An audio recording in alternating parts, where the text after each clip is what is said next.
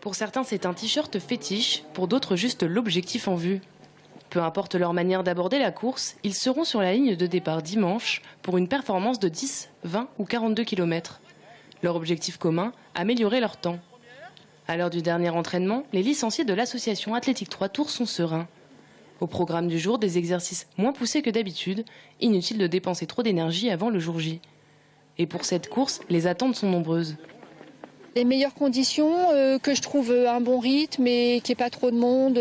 C'est vrai que ça peut être un peu gênant d'être entraîné dans une foule ou de s'éparpiller, je ne sais pas. Essayer de garder son rythme personnel et être dans un bon feeling et se faire plaisir. Et pour se faire plaisir durant la course, il faut s'être entraîné et surtout ne pas bouleverser ses petites habitudes quelques heures avant le départ. Surtout ne rien changer de l'équipement et ne pas introduire de nouveaux aliments. Ça, c'est important. Le chaussage, par exemple, ne jamais le changer au dernier moment.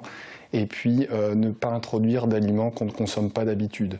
Par exemple, l'erreur qu'on peut faire, c'est au petit déjeuner, vouloir absolument consommer des pâtes alors qu'avant, on consommait du pain.